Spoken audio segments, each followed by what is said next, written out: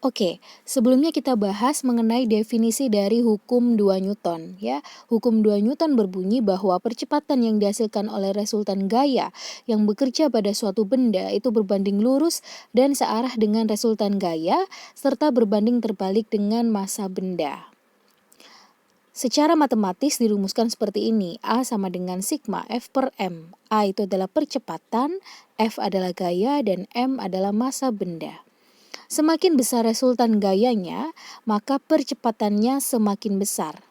Sebaliknya, jika yang diperbesar adalah massa bendanya, maka percepatannya akan semakin kecil. Karena tadi apa? Percepatan itu sebanding dengan gaya dan berbanding terbalik dengan massa benda. Nah, kita perhatikan dulu ya. Di sini ada ilustrasi gambar.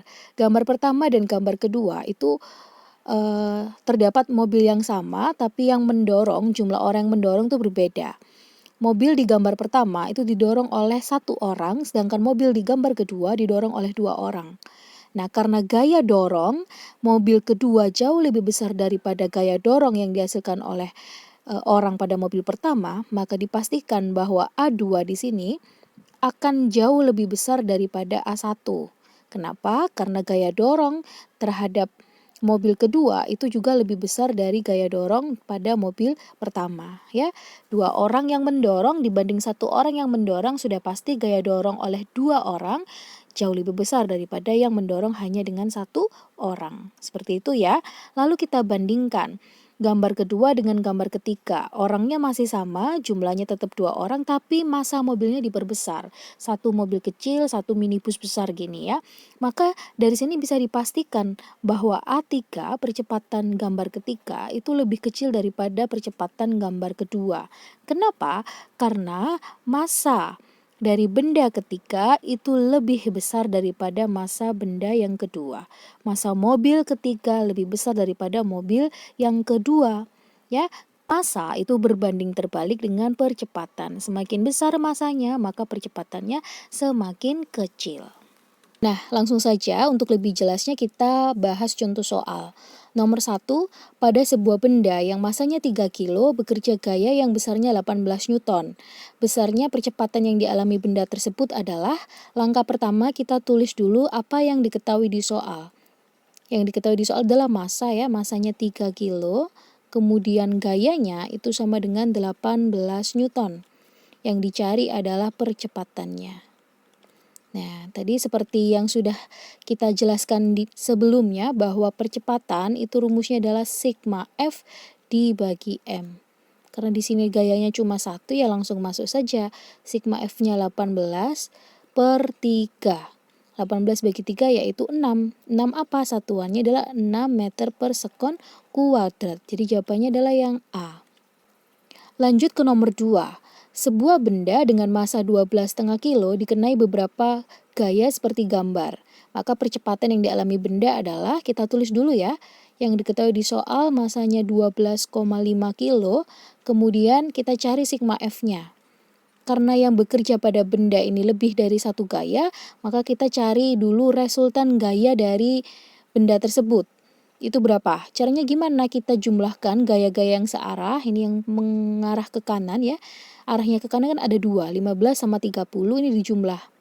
Kalau searah dijumlah, yang berlawanan dikurangi. Yang berlawanan kan ke kiri, itu yang min 20. Sama dengan 15 tambah 30 yaitu 45 dikurangi 20 ya.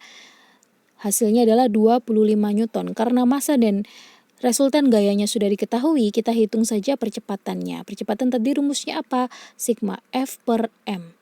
Sigma F-nya adalah 25, massanya adalah 12,5.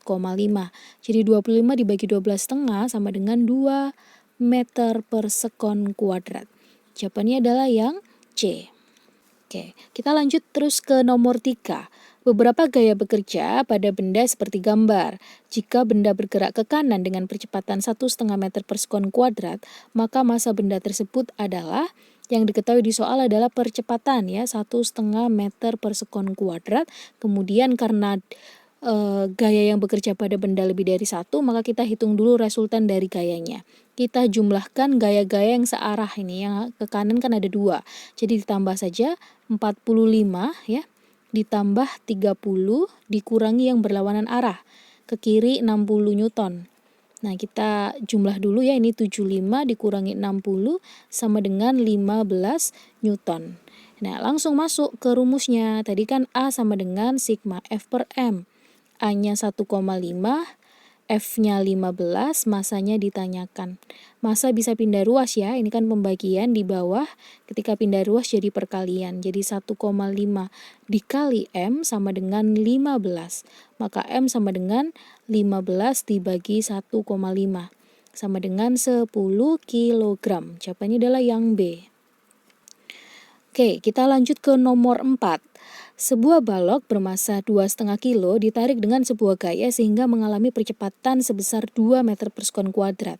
Apabila di atas balok tersebut ditambah balok dengan massa 1,5 kilo, percepatan yang dialami kedua balok saat ditarik dengan gaya yang sama adalah, massa benda pertama itu adalah 2,5 kilo. Sedangkan massa benda kedua itu 2,5 kilo ditambah ada balok tambahan ya, sebesar 1,5 kilo.